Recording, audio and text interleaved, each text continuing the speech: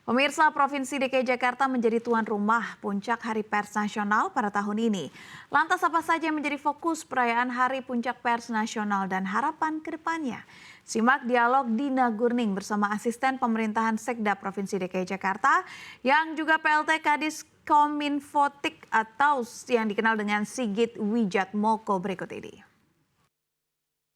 Provinsi DKI Jakarta terpilih menjadi tuan rumah dari acara Hari Pers Nasional. Dan untuk mengetahui apa saja persiapan yang sudah dilakukan menjelang acara puncak dari Hari Pers Nasional, sudah bersama dengan kami asisten pemerintahan Sekda Provinsi DKI Jakarta yang juga merupakan PLT Kadis Kominfo, Bapak Sigit Wijatmoko. Halo, selamat siang Pak Sigit, apa kabar? Selamat siang Mbak, Alhamdulillah sehat Mbak. Iya, terima kasih sudah meluangkan waktu bersama kami di CNBC Indonesia. Dimana kita tahu begitu ya Pak, pada hari ini akan digelar acara puncak dari Hari Pers Nasional yang juga akan dihadiri rencananya oleh Presiden Indonesia. Kira-kira mungkin boleh dijelaskan, kalau dari provinsi sendiri apa saja Pak yang sudah dipersiapkan? Yang pertama tentu kami bersyukur ya, dan juga berterima kasih untuk kepercayaan dari teman-teman pihak PWI Pusat maupun Dewan Pers. Jakarta kembali terpilih sebagai tuan rumah penyelenggaraan puncak perayaan Hari Pers Nasional tahun 2024. Tahun 2021 DKI juga ditunjuk sebagai tuan rumah, namun tentu berbeda. Saat itu kita bersama-sama menghadapi pandemi COVID-19 sehingga kegiatan yang disiapkan dan dikerjakan adalah kegiatan yang begitu ketat diatur dengan protokol kesehatan. Sehingga penyelenggaraan Hari Pers Nasional tahun 2024 ini menjadi sebuah momentum besar buat Jakarta karena hadirnya insan pers dari 38 provinsi, dan tentu sebagai tuan rumah kami berusaha mempersiapkan penyelenggaraan HPN ini dengan seoptimal mungkin. Bekerja sama dengan pemerintah pusat, khususnya teman-teman di Kementerian Komunikasi Informatika, kemudian juga dengan seluruh perangkat daerah di pemerintah Provinsi DKI Jakarta, termasuk badan usaha milik daerah. Sinergis ini diharapkan bisa memfasilitasi, sekaligus juga memastikan bahwa sukses penyelenggaraan HPN tahun 2024 punya hasil yang signifikan, tidak hanya bagi Jakarta, tapi juga bagi Indonesia. Ya, baik. Yang menarik untuk diperhatikan begitu, terutama pada Hari Pers Nasional di tahun 2024 ini adalah topiknya, yaitu mengawal transisi kepemimpinan nasional dan menjaga keutuhan bangsa. Ini menjadi menarik karena mengingat memang tahun 2024 ini bagi Indonesia merupakan tahun politik atau tahun pergantian pemerintahan. Kalau dari Pak Sigit sendiri sebenarnya bagaimana sih Pak melihat peran media massa atau peran pers khususnya dalam mengawal transisi kepemimpinan? Apakah memang sudah cukup independen atau sebenarnya masih ada yang perlu ditingkatkan? Kita tahu bersama 14 Februari 2024 kemarin Indonesia menyelenggarakan pesta demokrasi. Betul. Dan pemilu 2024 ini mungkin adalah satu-satunya pemilu terbesar yang dilaksanakan dengan durasi terpendek karena proses pemilihannya hanya dilaksanakan 1 hari. Alhamdulillah kondisi Jakarta kondusif, semua tahapan pemilu bisa berjalan dengan baik dan lancar. Saat ini juga masih dilaksanakan pleno untuk perhitungan di tiap-tiap kecamatan yang ada di Provinsi DKI Jakarta. Hal menggembirakan berikutnya adalah soal partisipasi politik dari masyarakat, dalam hal ini adalah penggunaan hak suara mereka pada penyelenggaraan pemilu. Evaluasi yang kami terima dari pihak penyelenggara, khususnya KPU, bahwa tingkat partisipasi politik masyarakat di pemilu 2024 ini naik lebih baik daripada penyelenggaraan pemilu sebelumnya. Kami yakin ini juga didukung dari peran teman-teman insan pers yang ada.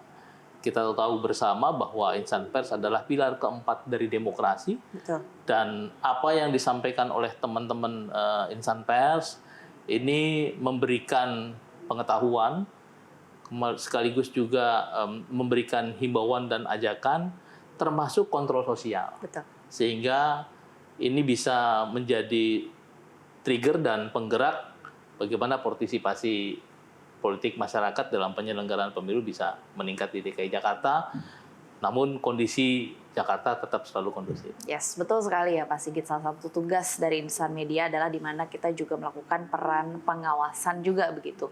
Terutama kalau kita bicara dalam konteks pemilu. Tapi kalau kita tahu begitu karena masifnya teknologi digitalisasi salah satunya juga di Indonesia begitu ya. Ada yang disebut-sebut sebagai pilar kelima kalau secara informal, yaitu sekarang namanya media sosial. Ini kita semua tahu bahwa keberadaan media sosial dan juga teknologi ini membuat atau membawa informasi ini semakin dekat dengan masyarakat aksesnya, tapi juga di sisi lain juga menimbulkan hal-hal yang negatif. Salah satunya adalah menimbulkan potensi menyebarnya informasi hoax atau bohong.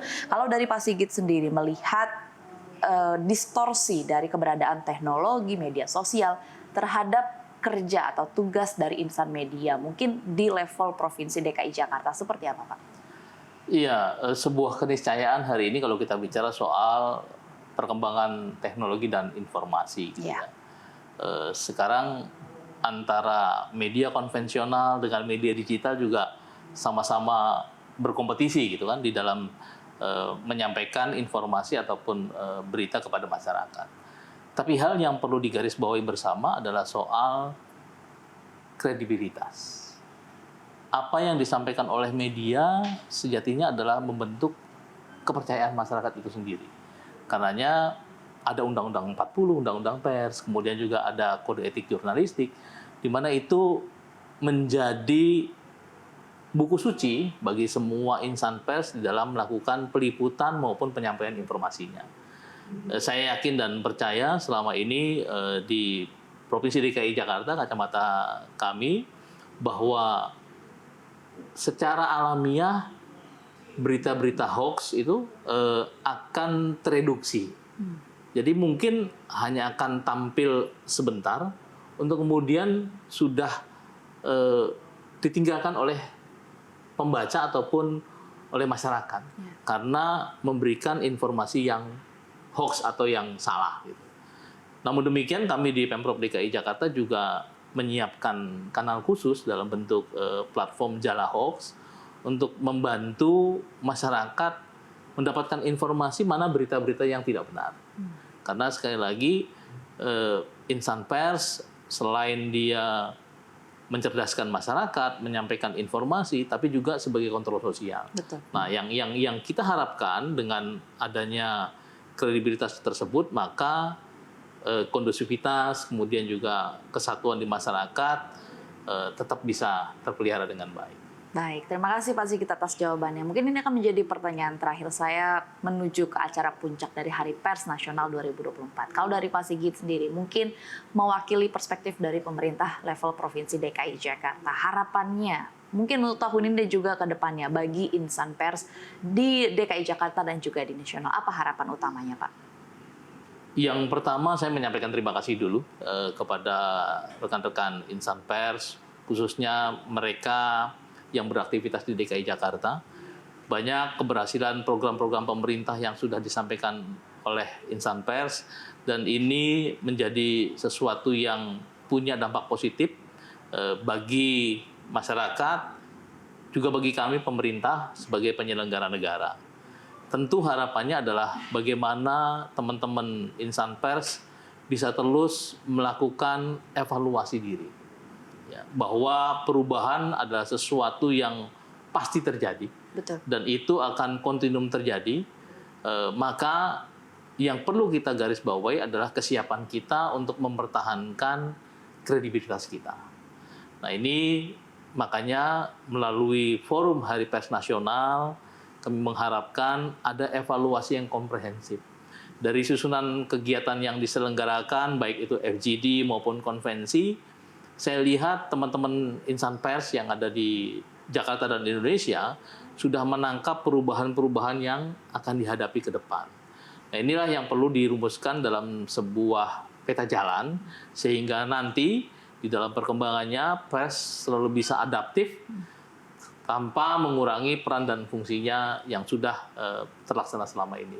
Sehingga sinergitas antara pemerintah, masyarakat, dan insan pers terus bisa terselenggara dengan baik. Itu harapan. Tujuannya juga tetap balik lagi adalah bagaimana supaya insan pers tetap bisa menjalankan tugasnya dengan baik dan juga ideal, tapi juga tetap beradaptasi dengan perubahan-perubahan yang ada. Seperti itu ya Pak Sigit. Demikian. Ya, terima kasih Pak Sigit sudah meluangkan Sama-sama, waktu bersama terima kasih, kami di Mbak. CNBC Indonesia. Selamat Hari Pers Nasional Selamat buat Hari Pak Pers Sigit. Nasional. Sekali lagi Sukses terima kasih selalu. buat Anda, sukses selalu dan juga sehat juga untuk Pak Sigit.